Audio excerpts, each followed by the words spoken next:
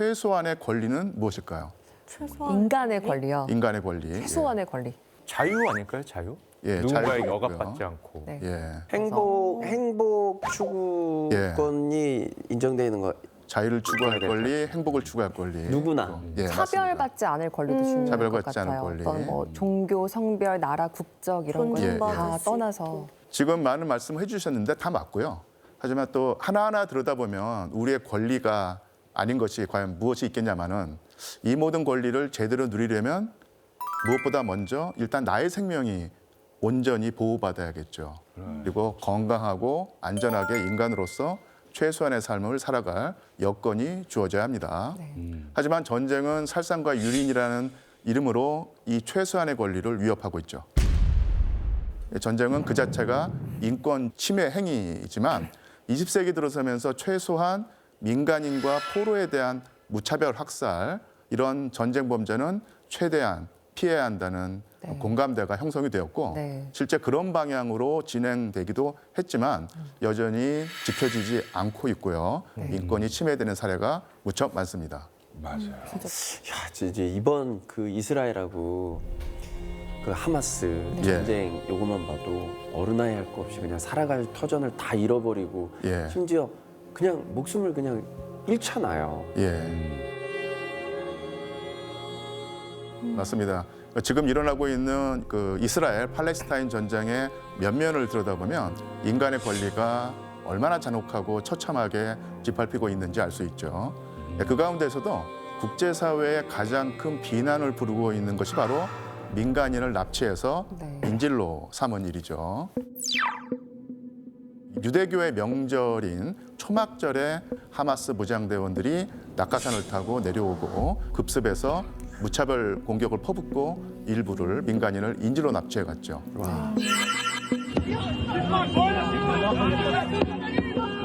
게다가 끌고 간 인질들을 살해하겠다고 위협까지 서슴지 않고 있고요.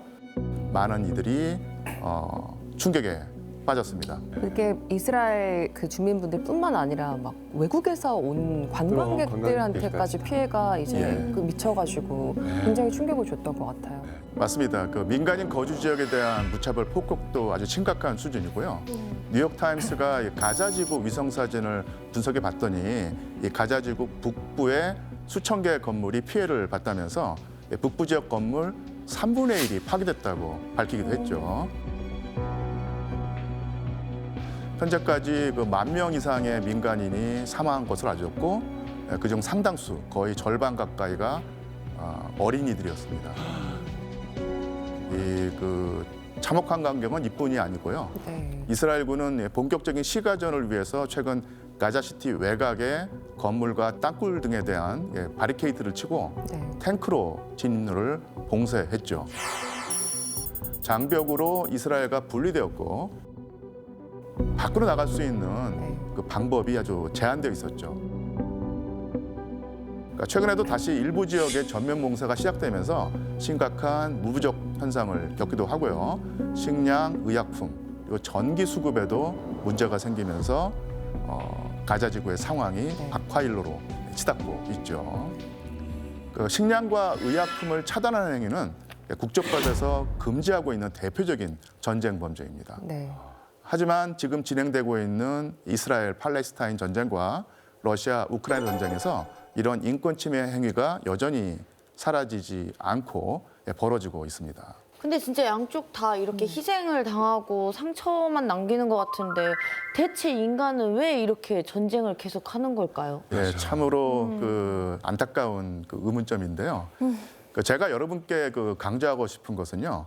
이 전쟁의 참상을 보면서 단지 전쟁은 나쁘다, 전쟁은 사악한 행위다라는 차원의 감상에만 머물러서는 안 된다는 것입니다. 학자들 사이에서 전쟁이 인간의 본성이다, 본성 아니다 이런 의견이 분분한데요. 확실한 건 인간의 역사, 문화, 사회가 바뀌면서 전쟁의 양상도 변했고 그에 따라서 인권 침해와 피해 양상도 달라졌다는 것입니다. 제가 여러분에게 한번 질문을 해볼 텐데요. 아주 먼 옛날의 전쟁과 요즘의 전쟁이 다를 텐데 어떻게 다르다고 생각하시나요? 옛날에는 약간 전술이라는 게 보병 위주로 이렇게 돼가지고 돌려 그럼 막 가고 막 이러는 건데 예. 점점 이제 뭔가 무기가 발달하면서 예. 공중전 무슨 뭐 원거리 뭐 이런 폭격 막 이런 게 그 주가 된 것 같아요. 육군 위주였다가 뭐 예를 들면 그런 것도 있을 것 같아요. 예전에는 어쨌든 정보나 이런 것들이 발달이 안 돼 있다 보니까 끝날 때까지 다른 나라라든지 먼 지역에 있는 사람들은 뭐 나중에 소식을 들을 수도 있는데 지금은 되게 실시간으로 중계가 되는 것처럼 보이잖아요. 시간 중계죠. 네, 그런 것도 좀 많이 특징이 달라진 것 같기도 해요. 정보력. 예, 지금 패널 여러분들이 사실은 전쟁의 여러 양상을 하나하나 조목조목 잘 짚어주셨는데요. 그러니까 모두 연관이 있는 답변이지만 저는 이 답변의 네. 가장 그 근본적인 이유가 네. 바로 인명 피해 규모에 있었다고 봅니다. 즉 근대 이전의 전쟁, 과거의 전쟁은 자주 일어나긴 했지만 전쟁의 규모 자체가 상당히 그 소규모였습니다. 예를 들면 고대 전쟁의 경우에 내가 직접 적과 마주보고 싸워야 됩니다.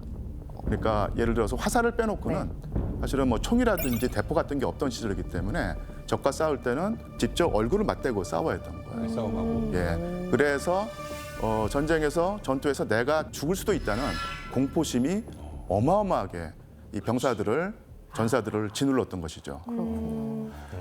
그리고 가장 큰 특징은 두 진영에서 대표 선수 한 명 한 명씩 나와서 1대1 대결을 합니다. 그러니까 과거 전쟁이 그 소규모라고 하더라도 수백, 수천, 수만 명이 동원돼서 전면전을 벌이면 죽는 사람의 숫자가 수백, 수천, 수만 명이 될 수 있는데 그러니까 이런 식으로 서로 간의 인명살상의 수준을 낮추자고 하는 암묵적인 약속이 있었던 거예요. 이것도 비교적 잘 작동을 했던 것이고요. 자, 그래서 또 이제 시대가 이제 중세로 오면은 전사 이외에 돈을 받고 싸우는 군인들이 있습니다. 용병, 용병이죠. 중세면 용병. 예, 용병은 돈을 받고 싸우는 병사이기 때문에 여러분 혹시 만약에 본인이 용병이라면 열심히 싸울 거야 아니면 대충 싸울 거야?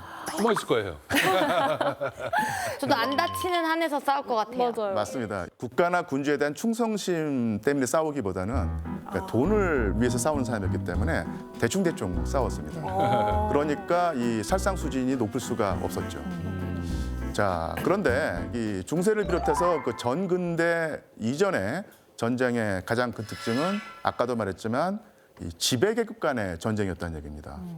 그래서 기본적으로 전쟁 중에 전투를 통해서 죽어나가는 사람의 그 신분이 지배계급이거나 아니면 용병 같은 직업 군인들이었기 때문에 상대적으로 당시에 그 어떤 평민이라고 할까요? 네. 농민, 상인 그리고 그 피지배자들에게까지 피해가 확산되는 전쟁은 사실은 많지 않았습니다. 하지만 근대에 들어오면서부터 얘기가 완전히 달라집니다. 자, 음악을 한번 같이 들어보실까요? 음악이요.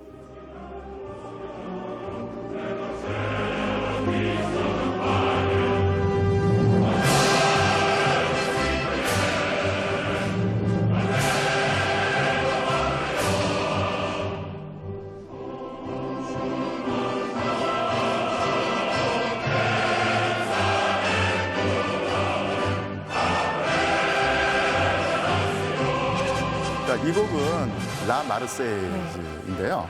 마르세유 그 의용군의 노래라는 뜻을 가진 프랑스의 국가이죠. 국가예요? 국가예요? 이게 축구 경기할 때 항상 맞습니다. 국가가 네, 울려 퍼지니까 거기서 이제 멜로디는 뭔가 익숙한데 예. 우와. 이런 가사였나요? 그러면은 학교에서 조회할 때 나가서 다 같이 비를 흘리고 막 이런 거 한단 말이에요? 예, 프랑스에서는 국민학생도 초등학생도 저 노래를 부릅니다. 그러니까 저런 전투적인 마음으로 국가를 부르니까 축구를 잘하는 거예요.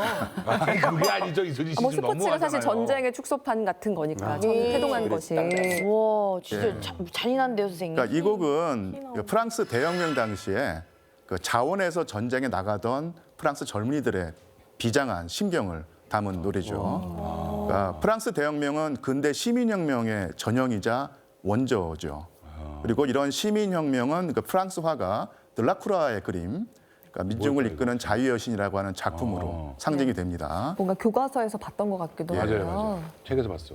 그 사실 사람들에게 그러니까 프랑스 혁명 이전의 그 국가라고 하는 것은요, 백성한테 주는 거 하나도 없이 세금만 뜯어가고 그리고 남자들 특히 그 장정들, 백성들을 전장으로 끌고 가서 죽음으로 내모는 그런 존재였어요. 와, 그렇게 자, 그런데